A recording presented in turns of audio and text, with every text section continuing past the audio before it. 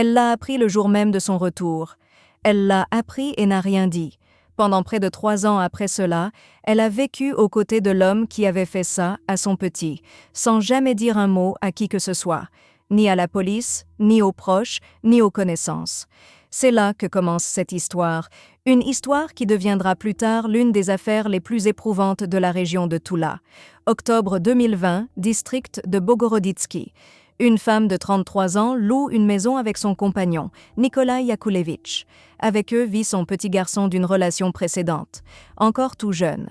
Elle part une semaine pour ses affaires, le laisse avec Yakoulevitch et à son retour, elle apprend ce qui s'est passé. C'est lui qui lui raconte ce qu'il a fait. Où il l'a enterré, chaque détail. On s'attendrait à une réaction, un appel à la police, des cris, de l'hystérie, une fuite hors de cette maison. Quelque chose, n'importe quoi qu'une personne normale ferait dans cette situation, mais rien de tout cela ne se produit. Elle écoute et reste. Ne part pas, ne dénonce rien, continue à vivre avec cet homme, à dormir sous le même toit, à manger à la même table, à mentir à tous ceux qu'elle connaît. Elle disait que son petit était chez sa grand-mère. Parti en visite. Il reviendra bientôt. Personne ne pose de questions. Un petit être humain a simplement disparu de sa propre vie et le monde ne l'a pas remarqué. Ni les voisins, ni les proches. 3 ans de silence total. Jusqu'en 2023, quand tout éclate au grand jour. Yakoulevitch est arrêté. Il montre lui-même l'emplacement.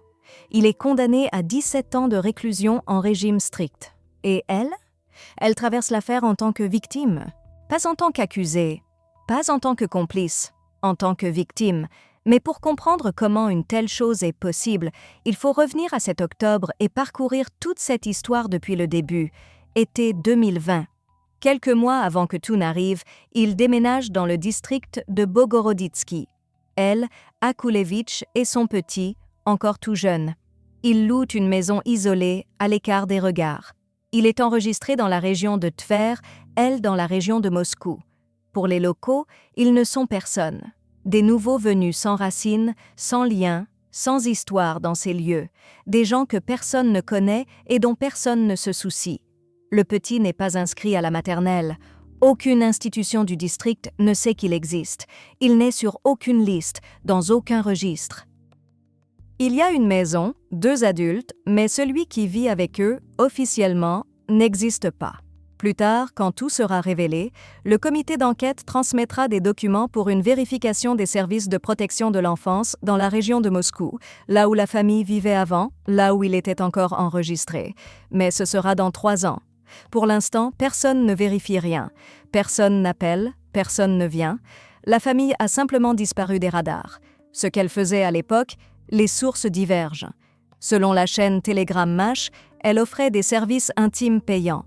Partir une semaine en laissant son petit avec son compagnon était probablement nécessaire pour son travail. Ce métier exige de la mobilité. Un jeune enfant est toujours une attache à un lieu. Comment Yakoulevitch le traitait? Presque rien n'a été conservé dans le dossier. On sait seulement qu'il n'était ni son père ni son tuteur. Juste le compagnon de la mère. Un étranger dans une maison étrangère. Les conditions parfaites pour qu'une personne disparaisse. Octobre 2020. Elle part travailler.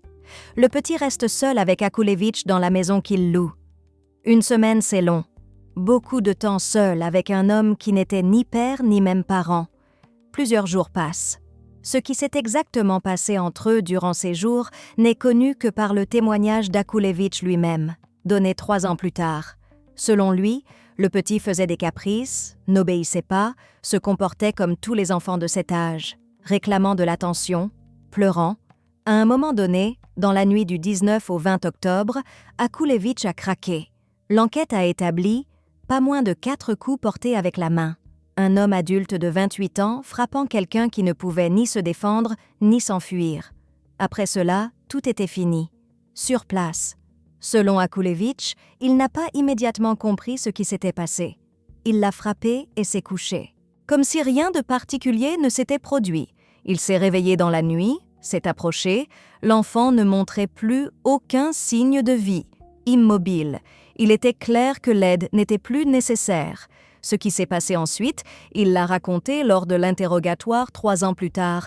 Mais cette nuit-là, ce qui gisait devant lui était ce qui restait après son accès de violence. Il fallait prendre une décision.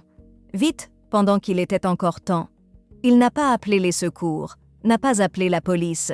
Selon ses dires, il avait peur. Peur de devoir s'expliquer, peur des conséquences. Il n'était pas le père, pas le tuteur, juste un compagnon à qui on avait confié l'enfant d'une autre et qui avait mené les choses à cette fin. Il n'y a pas eu de panique. Il y a eu une décision. Il l'a enveloppée dans une couverture, celle qui devait être sur le canapé ou le lit, l'a mis dans la voiture, l'a emmené hors du village vers une bande forestière, loin des routes et des regards. Là, il a creusé un trou et enterré ce qui restait. Il est rentré comme si de rien n'était, a effacé les traces, tout ce qui pouvait indiquer l'incident, et a attendu. Dans quelques jours, elle reviendrait, entrerait dans la maison, regarderait autour d'elle, demanderait où était le petit. Il faudrait répondre, il faudrait la regarder dans les yeux et dire quelque chose. Ce qu'il comptait exactement dire reste inconnu. Peut-être comptait-il mentir en espérant qu'elle le croirait.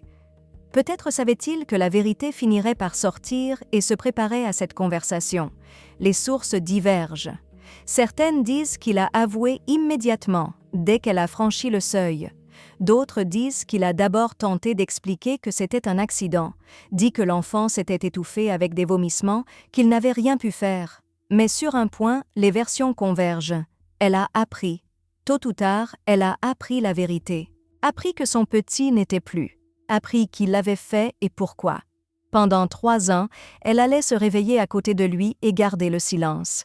La question qui hante, pourquoi? Elle est debout dans la maison. Devant elle, un homme qui vient de lui raconter ce qu'il a fait à son enfant. Ce n'est pas le choc, ce n'est pas le déni de la réalité, ce n'est pas la dissociation quand le psychisme se déconnecte et qu'on ne peut simplement pas traiter ce qui se passe, parce qu'ensuite, elle agira consciemment, mentira aux connaissances, inventera une couverture, déménagera avec lui vers un nouvel endroit, construira une vie commune, vivra une sorte de vie, si ce mot peut s'appliquer à cette vie. Plus tard, quand l'affaire éclatera, le chef du département d'enquête du comité d'investigation pour la région de Toula, Vladimir Oussov, le dira clairement. Elle n'a rien fait, mais elle ne tombe pas sous le coup de la loi sur le recel. Aucun élément constitutif d'infraction n'a été trouvé dans ses actes. Juridiquement, elle n'est pas coupable. Oussov qualifiera son comportement d'amoral, mais l'amoralité n'est pas un délit pénal. On ne va pas en prison pour amoralité, mais ce n'est pas encore la question principale. La question principale est qu'est-ce qu'il a retenu auprès de l'homme qui a fait ça? Qu'est-ce qui l'a fait taire jour après jour, mois après mois, année après année? La première hypothèse qui vient à l'esprit, la peur. Au procès, elle a déclaré qu'Akulevitch consommait de l'alcool et des substances altérant la conscience. Qu'il la frappait constamment. Le procureur a utilisé cet argument pour le maintenir en détention jusqu'au verdict. L'assignation à résidence serait trop dangereuse pour quelqu'un avec un tel passé. Une telle personne ne devrait pas être en liberté pendant le procès. Un tableau familier se dessine. L'agresseur, le tyran, un homme qui boit et qui frappe. À ses côtés, une femme qui craint pour sa vie. Une histoire classique de violence conjugale que nous avons entendue des centaines de fois dans d'autres affaires. Peut-être qu'elle s'est tue parce qu'il la menaçait. Peut-être savait-elle que si elle parlait, il l'enterrerait aussi. Peut-être se réveillait-elle chaque jour en pensant que ce jour pourrait être le dernier si elle disait quoi que ce soit à quelqu'un. À première vue, c'est logique, ça explique tout. La peur paralyse, la peur impose le silence, la peur maintient près du bourreau même quand chaque cellule du corps hurle de fuir. Mais il y a un problème. 3 ans, c'est long. Ce n'est pas une semaine, pas un mois. En 3 ans, elle aurait pu partir, appeler anonymement, écrire un mot et le déposer n'importe où, dire quelque chose à une connaissance, même par allusion. En 3 ans, des dizaines d'opportunités se sont présentées qui ne nécessitaient pas de confrontation directe. Rien de tout cela ne s'est produit, pas une seule tentative. Selon les sources, à un moment donné, elle a elle-même quitté Akulevitch, l'a laissé, a commencé une nouvelle vie, s'est retrouvée à distance, en sécurité. Et même alors, elle n'a pas dénoncé, n'a pas appelé, n'a pas écrit. Pourquoi, une fois hors de sa portée, a-t-elle continué à se taire? L'hypothèse de la peur commence à se fissurer. Après cette nuit d'octobre 2020, leur vie a continué comme si rien ne s'était passé. Le mensonge est devenu routine. Personne n'a douté, personne n'a vérifié, personne n'a appelé la grand-mère pour prendre des nouvelles du petit. Il a simplement disparu des conversations et tout le monde l'a accepté comme normal. De l'été 2020 à l'automne 2022, ils ont vécu dans le district de Bogoroditsky. 2 ans au même endroit où tout s'est passé. Entre les mêmes murs. Passant devant la même bande forestière où il gisait dans la terre. Puis ils ont déménagé. Elle a déménagé avec lui volontairement. Ne fuyait pas loin de lui. Partait à ses côtés. Faisait des projets communs. Cherchait un nouveau logement. Poursuivait la relation comme si rien ne se dressait entre eux. Ça ne ressemble plus à une victime retenue de force. Une victime cherche une issue. Une victime envoie des signaux. Une victime essaie au moins de s'échapper. Sans succès peut-être, timidement peut-être, mais essaie. Elle n'a pas essayé, pas une seule fois en 3 ans. Mensonge actif, déménagement, vie commune, tout cela demande de la participation. Tout cela demande un choix. Chaque jour, à nouveau. Si ce n'est pas la peur, alors quoi? Pourquoi personne ne l'a cherché? Un petit enfant a disparu et le système ne l'a pas remarqué. La réponse est simple et terrifiante à la fois. Avant le déménagement, il vivait avec sa mère dans d'autres régions, probablement enregistré là-bas. Mais quand ils sont partis, le lien s'est rompu. Personne n'a suivi où la famille était allée. Personne n'a vérifié ce qu'il en était de lui. Le système l'a simplement perdu de vue. Comment s'est terminée la vérification des services de protection de l'enfance n'a jamais été rendue publique. Peut-être que quelqu'un a été tenu responsable. Peut-être pas. Nous ne le savons pas. Mais le fait demeure. Il est sorti de toutes les listes, de toutes les bases de données, de tout champ de vision, est devenu invisible bien avant de finir dans la terre. Pour l'État, il n'existait pratiquement pas, et s'il n'existait pas, il n'y avait personne à chercher. Mais cela explique pourquoi personne n'a cherché. Ça n'explique pas l'essentiel. Pourquoi elle s'est tue? Peut-être savait-elle à l'avance. Cette hypothèse a également été soulevée. Sombre, déplaisante, mais à sa manière logique. Peut-être que son petit était de trop. Peut-être que son silence n'était pas de la peur. C'était du soulagement. Peut-être que quelque part en elle, elle était même reconnaissante que le problème se soit résolu de lui-même. Une théorie de complicité expliquerait tout. Pourquoi elle n'a pas crié? Pourquoi elle n'est pas partie? Pourquoi elle a continué à vivre comme si de rien n'était? Alors son comportement devient compréhensible, monstrueux, mais compréhensible. L'enquête a examiné cette hypothèse, vérifié tout ce qui pouvait l'être. Chercher des preuves de conspiration, d'accords préalables, de toute implication dans la planification. La conclusion, aucun élément constitutif d'infraction n'a été trouvé dans ces actes. La complicité exige une participation active, planification, assistance, implication dans la dissimulation. Il faut des preuves qu'une personne savait à l'avance et a aidé. Elle est restée passive, silencieuse. N'a pas empêché mais n'a pas aidé non plus. Du moins, l'enquête n'a trouvé aucune preuve du contraire, parce que ce sont des choses différentes. L'inaction et la complicité ne sont pas la même chose. La théorie de la complicité s'est effondrée. Pas de preuves. Mais si ce n'est ni la peur ni la complicité, alors quoi? Une troisième hypothèse reste. Peut-être qu'il avait un moyen de pression sur elle. Akulevitch aurait pu menacer. « Si tu parles, je t'entraîne avec moi. Je dirai que tu savais. Que tu étais complice. Qui croira-t-on, toi ou moi? Tu es la mère qui l'a laissé avec moi. C'est toi qu'on interrogera en premier. Ou sous un autre angle. J'ai des informations compromettantes sur toi, ton travail, tes clients, des photos, des messages.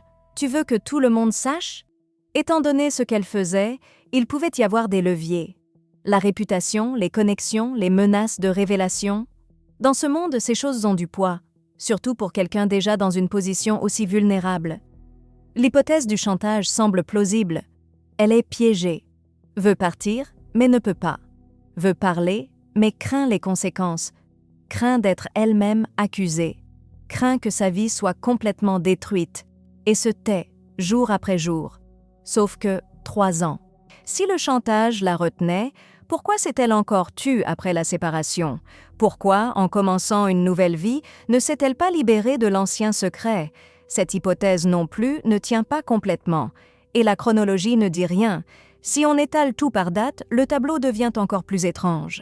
D'octobre 2020 à l'automne 2022. Vit avec Akulevich dans le district de Bogoroditsky. 2 ans au même endroit où tout s'est passé. Automne 2022, ils se séparent. Elle a pris la décision elle-même, a rencontré un autre homme, a commencé à construire quelque chose de nouveau. Fin 2022, elle accouche d'un autre homme cette fois, une nouvelle famille, une nouvelle relation, un nouveau chapitre. Apparemment, une page blanche. Et pendant tout ce temps, le silence, même quand Akulevich n'est plus à ses côtés, ne la contrôle plus, ne peut plus la menacer. Elle est libre, elle est en sécurité, elle a commencé une nouvelle vie. Et toujours, le silence. 2 ans et demi passent, elle vit sa nouvelle vie. Nouvel homme, nouveau-né dans les bras, et son petit est toujours dans la terre, dans cette même bande forestière. Aucune des hypothèses n'explique le silence après la séparation, ce qui signifie qu'il y avait autre chose. L'affaire a éclaté par hasard. Pas grâce au système, pas grâce au service de protection de l'enfance, pas grâce à la police, grâce à une personne totalement étrangère qui s'est trouvée au bon endroit au bon moment. Quelque part dans la région de Moscou vit une femme. Elle a un conflit avec son ex-mari. Les détails sont inconnus, mais apparemment, c'est sérieux. À un moment donné, elle décide de rassembler des informations compromettantes sur lui. Cherche des leviers, cherche des informations, cherche des personnes. Pour cela, elle commence à parler avec celles qui travaillent dans le milieu des services intimes payants. Gagne leur confiance. Discute. Écoute des histoires qu'on ne raconte habituellement pas aux étrangers. Dans une de ces conversations, elle entend quelque chose d'étrange. Il y a une femme. Son compagnon a fait ça à son petit et l'a enterré. Et elle a continué à vivre avec lui. Une histoire qui pendant 3 ans n'est jamais sortie d'un cercle restreint. Quelqu'un savait.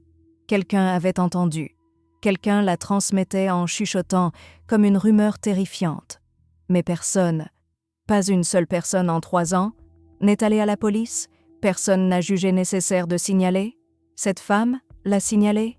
Elle est allée à la police, a apporté des captures d'écran de messages, a raconté tout ce qu'elle avait appris, a donné à l'enquête un point de départ. Les forces de l'ordre ont commencé à vérifier, sont remontées jusqu'à la mère, jusqu'à Akulevich, ont commencé à dérouler la chaîne.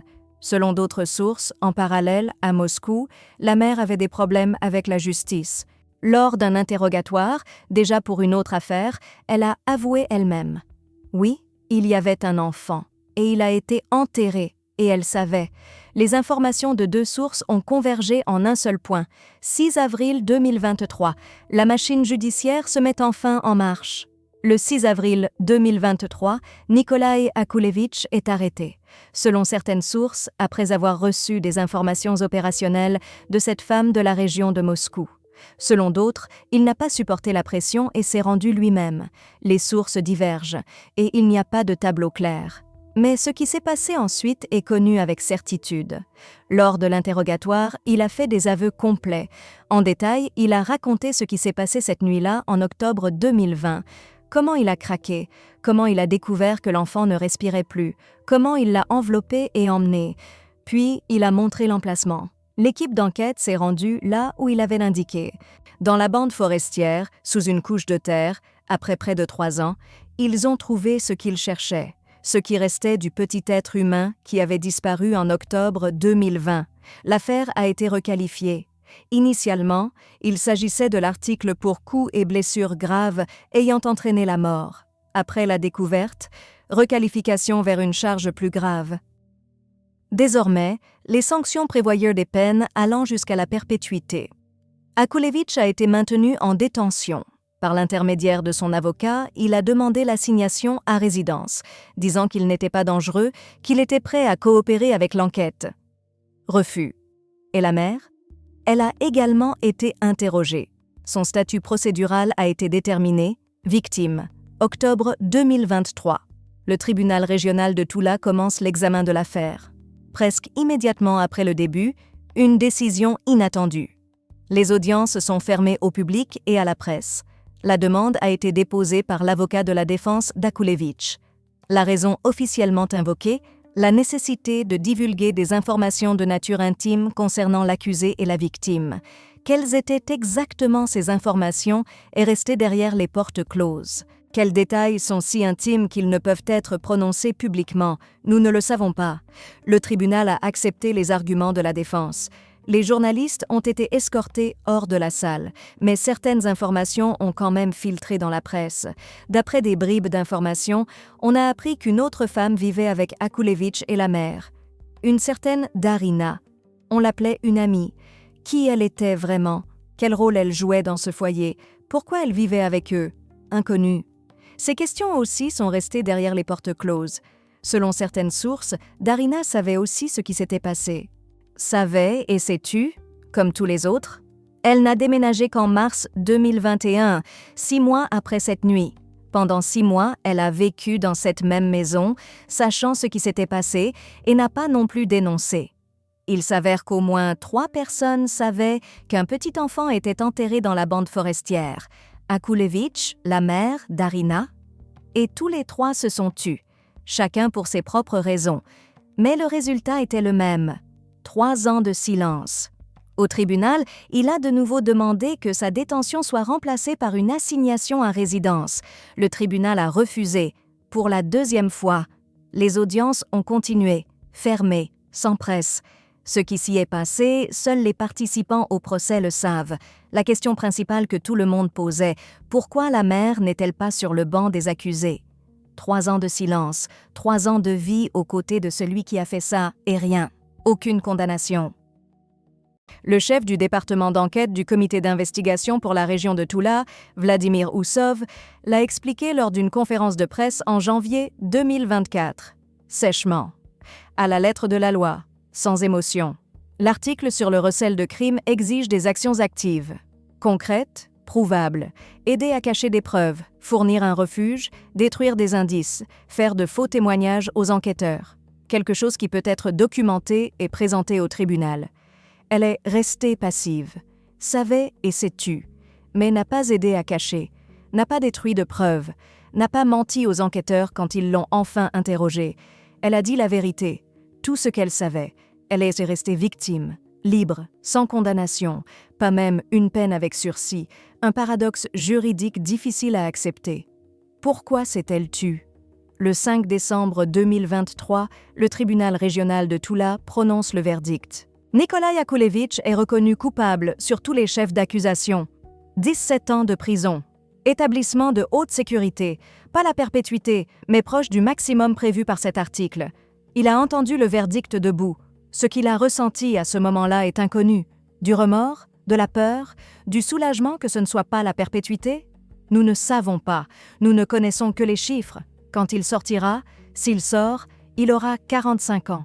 Presque la moitié de sa vie derrière les barreaux. S'il survit. S'il ne lui ajoute pas de temps pour autre chose.